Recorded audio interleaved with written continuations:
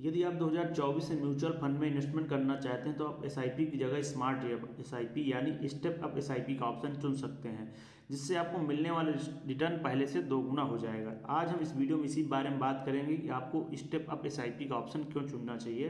Video शुरू करने से पहले एक रिक्वेस्ट, यदि आप हमारे चैनल पर नए हैं तो हमारे चैनल फाइनेंस मिरेकल को सब्सक्राइब कीजिए। चलिए फ्रेंड्स, शुरू करते हैं। तो सबसे पहले हम लोग देखते हैं, आप जब किसी म्यूचुअल फंड में एसआईपी स्टार्ट करते हैं तो उसमें आपको किस प्रकार से रिटर्न मिलेगा, आइए इसके बारे में हम लोग बात करते हैं। तो मान लीजिए एग्जांपल के लिए कि आपने किसी भी म्यूचुअल फंड में मंथली एसआईपी स्टार्ट कर दी 2000 रुपये की, जिसमें आपको लॉन्ग टाइम में जो एक्सपेक्टेड रिटर्न मिल रहा है 17% तक का वो म्यूचुअल फंड आपको रिटर्न दे रहा है एनुअली के हिसाब से। और आपने इस एसआईपी को 30 साल के लिए उस म्यूचुअल फंड में कंटिन्यू रखा, 30 साल तक आप एसआईपी उसमें म्यूचुअल फंड में करते रहे। तो आइए देखते हैं, आपने इसमें जब 30 साल तक एसआईपी किया आपने 2000 की, तो आपको कितना अमाउंट आपने इन्वेस्टमेंट कर दिया इस म्यूचुअल फंड में। तो 30 साल में जो आपका इन्वेस्टमेंट अमाउंट हो जाएगा 7,20,000 रुपये का इन्वेस्टमेंट अमाउंट हो जाएगा। अब आइए देखते हैं आपको 30 साल बाद आपकी जो टोटल फंड की वैल्यू हो, जो आपको रिटर्न सहित मिलेगी, वो कितनी हो जाएगी। तो 30 साल में आपकी जो टोटल फंड की वैल्यू हो जाएगी वो 2,25,15,328 रुपये हो जाएगी। तो आपने देखा यहाँ पर कि आपने 2000 रुपये की मंथली एसआईपी स्टार्ट की, जिसमें आपको रिटर्न मिल रहा है 17% का। तो 30 साल बाद आपको जो टोटल फंड की वैल्यू हो गई 2,25,15,328 रुपये हो गई। तो आइए फ्रेंड्स, अब हम लोग देखते हैं स्टेप अप एसआईपी के बारे में। तो एसआईपी में कुछ परसेंट इंक्रीमेंट करके इन्वेस्टमेंट करना ही स्टेप अप एसआईपी कहलाता है। तो आइए एग्जांपल के थ्रू हम लोग समझते हैं। तो एग्जांपल के लिए आप मानिए कि मंथली आपने एसआईपी स्टार्ट की 2000 रुपये की, और इस एसआईपी को आप 1 साल तक कंटिन्यू रखते हैं। लेकिन अगले साल अपने एसआईपी में आप 10% इंक्रीमेंट करके अपना इन्वेस्टमेंट कंटिन्यू रखते हैं। तो आपको जो नेक्स्ट ईयर की एसआईपी बनेगी वो 2000 प्लस 2000 का 10%, ये निकल के आएगा 2200 रुपये की आपकी नेक्स्ट ईयर की एसआईपी हो जाएगी। इसी तरह जब अगले साल में आएंगे तो आप 2200 का 10% इंक्रीमेंट करेंगे।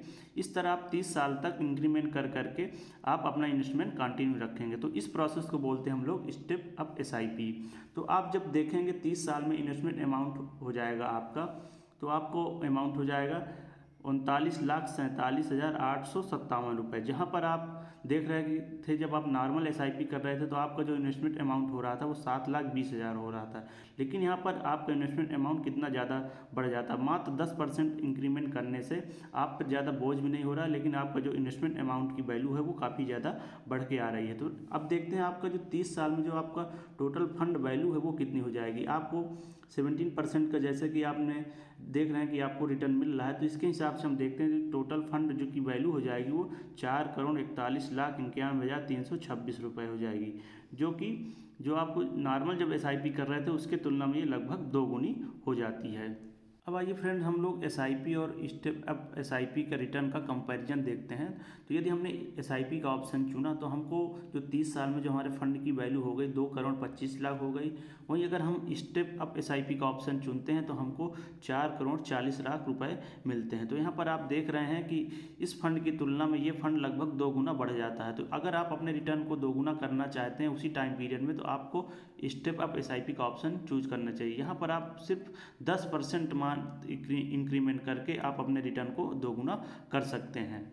अब आइए फ्रेंड्स, हम लोग समझते हैं कि स्टेप अप एसआईपी हमारे लिए क्यों ज़रूरी है। तो जैसा फ्रेंड्स आप लोग जानते हैं कि प्रत्येक साल महंगाई बढ़ती है। तो जो गवर्नमेंट ऑफ इंडिया उसके डेटा के अकॉर्डिंग हम देखें तो प्रत्येक साल 6% के हिसाब से महंगाई बढ़ रही है। तो आज जो 1,000 रुपये में जो चीज़ मिल रही है वो आगे आने वाले समय में 1,000 में नहीं मिलेगी, उससे ज़्यादा मिलेगी। तो अगर हम 6% की महंगाई के हिसाब से कैलकुलेट करते हैं तो 1,000 रुपये में जो प्रोडक्ट आज मिल रहा है वो अगले 1 साल बाद हमको 1,060 रुपये में मिलेगा। इसी प्रकार अगर हम देखते हैं कि 1,000 रुपये में जो प्रोडक्ट आज मिल रहा है वो आगे आने वाले 30 साल में, अगर इसी हिसाब से अगर महंगाई बढ़ती गई तो आगे आने वाले 30 साल में 1,000 का प्रोडक्ट हमको 5,743 रुपये में मिलेगा।